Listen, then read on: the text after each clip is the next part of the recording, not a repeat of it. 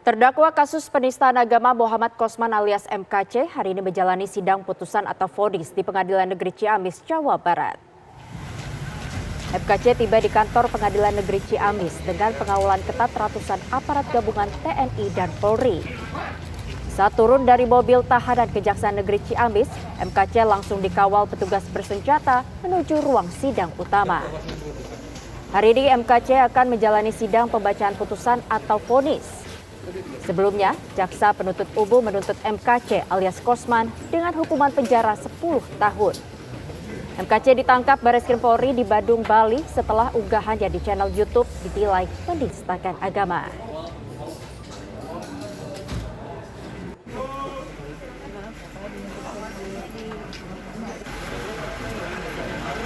Digelar di sini.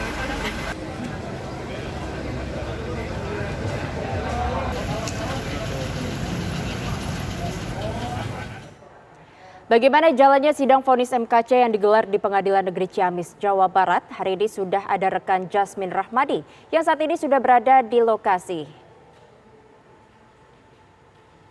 Ya, selamat siang Jasmine, silahkan dengan laporan Anda. Ya, selamat siang Yohana dan juga pemirsa. Benar sekali bahwa terdakwa penistaan agama Muhammad Kosman atau yang biasa disebut MKC hari ini menghadiri sidang vonis di Pengadilan Negeri Ciamis, Jawa Barat. Di mana memang sebelumnya Jaksa Penuntut Umum ini sudah menuntut untuk MKC ini diberikan hukuman 10 tahun penjara di Pengadilan Negeri Ciamis, Jawa Barat. Tadi pun MKC ini hadir sekitar pukul 8.30 waktu Indonesia Barat dan sidang dimulai sekitar pukul 9.30 waktu Indonesia Barat, di mana di awal sidang Hakim Ketua yakni adalah Vivi Purnamawati menanyakan kondisi MKC, di mana MKC menjawab bahwa kondisinya adalah sehat secara lisan, namun memang ia sedang mengalami gangguan ginjal. Akhirnya sidang pun dilanjutkan, di mana Hakim Ketua ini menyebutkan nama-nama dari sejumlah saksi yang sudah memberikan keterangan selama masa rangkaian sidang berlangsung. Setelah itu sidang dilanjutkan dengan hakim anggota yang menyebutkan sejumlah pernyataan-pernyataan dari MKC di akun YouTube-nya yang dinilai sebagai penistaan agama. Dan saat ini pun sidang masih terus berlangsung dan kami pun akan terus menunggu vonis yang akan diberikan kepada MKC nantinya. Dan pemirsa, memang untuk memastikan keamanan di PN Ciamis, Polres Ciamis pun mengerahkan sekitar 700 petugas gabungan untuk berjaga di sekitar PN Ciamis, dan memang kami pun melihat adanya massa yang berdatangan dari berbagai daerah, diantaranya adalah dari Banjar, Tasikmalaya, Garut, dan Ciamis, di mana massa pun meminta kepada hakim untuk memberikan hukuman maksimal kepada MKC atau sesuai dengan tuntutan dari Jaksa Penuntut Umum yakni adalah 10 tahun penjara. Memang sebelumnya Jaksa Penuntut Umum juga sempat menilai bahwa dalam pembelaannya beberapa fakta yang diberikan MKC ini dinilai dipelintir begitu terkait substansi ataupun fakta yang diberikan oleh MKC. Dan pemirsa, memang hingga sidang hari ini MKC sudah menjalani rangkaian sidang lebih dari 16 kali, di mana dalam sejumlah sidang tersebut bahkan MKC juga sempat pingsan dan dilarikan ke RSUD Ciamis, Jawa Barat. Dan memang kasus ini berawal ketika MKC ini mengunggah ceramahnya ke akun YouTube-nya, di mana ini diduga atau dinilai mengandung unsur penistaan agama, dan terdapat sekitar 400 video dari MKC yang diunggah dari bulan Juli 2020 hingga Agustus 2021, dan bahkan 20 diantaranya pun diblokir. Dalam hal ini memang materi ceramah yang dipersoalkan salah satunya adalah terkait Kitab Kuning dan juga ajaran Nabi Muhammad SAW yang dikatakan oleh MKC tidaklah benar, dan hal ini diunggah di video yang berjudul Kitab Kuning Membingungkan.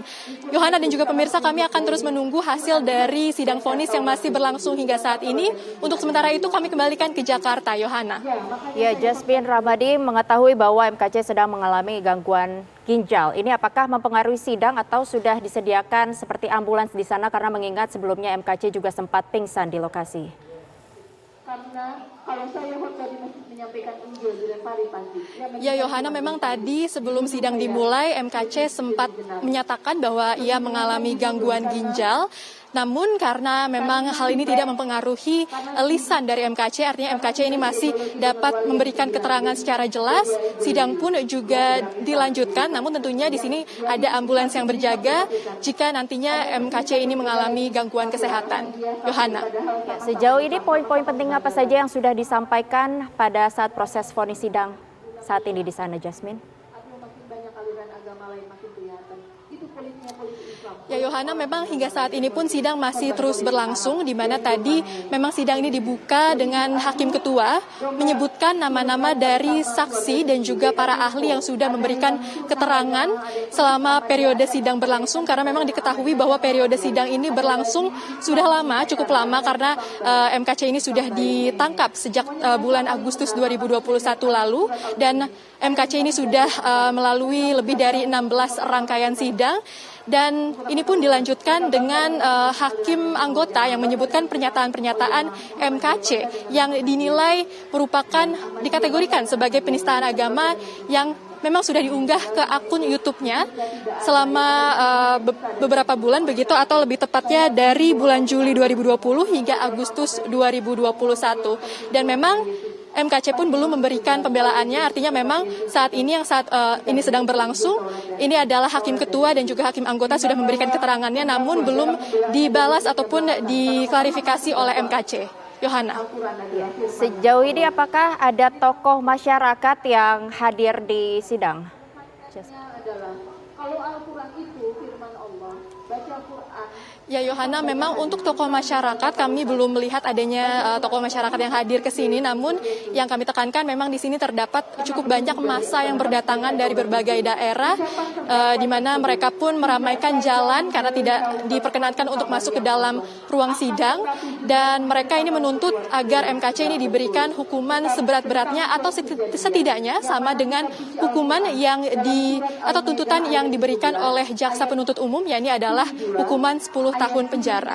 Yohana. Baik, terima kasih Jasmine Ramadi melaporkan dari Ciamis, Jawa Barat. Selamat bertugas kembali. Muhammad Kosman alias MKC membuat heboh media sosial pada pertengahan tahun 2021 lalu karena diduga menistakan agama Islam lewat akun YouTube-nya. Akibat unggahannya itu, dirinya dilaporkan berbagai pihak hingga ditetapkan sebagai tersangka.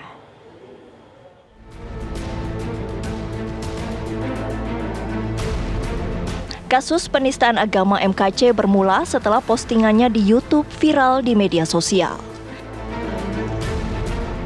Pria bernama asli Muhammad Kosman ini kerap melontarkan kalimat yang kontroversial. Seperti menyebutkan bahwa Nabi Muhammad dikelilingi jin, tidak masuk surga, mengubah lafal salam, menganggap kitab kuning membingungkan, hingga menyebut Al-Quran kitab karangan manusia. Akibat unggahannya ini, ia pun dilaporkan berbagai pihak. Meski kemudian pria asal Jawa Barat ini pun menampik kalau dirinya menistakan agama Islam.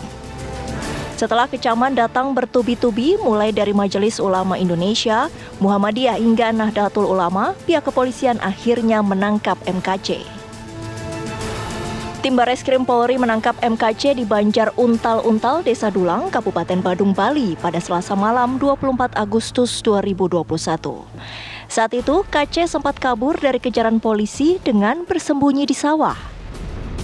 Berdasarkan hasil penyelidikan dan pengumpulan barang bukti, polisi pun resmi menetapkan MKC sebagai tersangka kasus penistaan agama. Langkah polisi bertindak cepat menangkap MKC diapresiasi oleh Majelis Ulama Indonesia dan pengurus besar Nahdlatul Ulama. Setelah ditangkap, MKC ditahan di Rutan Barreskrim Polri, Jakarta Selatan. Tak lama setelah ditahan, MKC tetap mendapat sorotan. Pasalnya foto MKC babak belur beredar di media sosial. Ia mengaku dianiaya tahanan lainnya.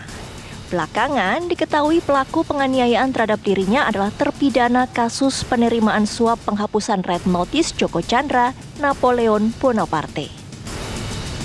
Napoleon melalui pengacaranya menjelaskan alasan penganiayaan tersebut akibat MKC kembali mengungkit alasan dirinya menistakan agama Islam. Dalam sidang yang digelar 24 Februari 2022 di Pengadilan Negeri Ciamis, Jawa Barat, Jaksa Penuntut Umum meminta Majelis Hakim menjatuhkan hukuman kepada MKC selama 10 tahun penjara. Ia dinilai bersalah karena telah membuat keonaran hingga menyiarkan berita bohong. Tim TV One mengabarkan.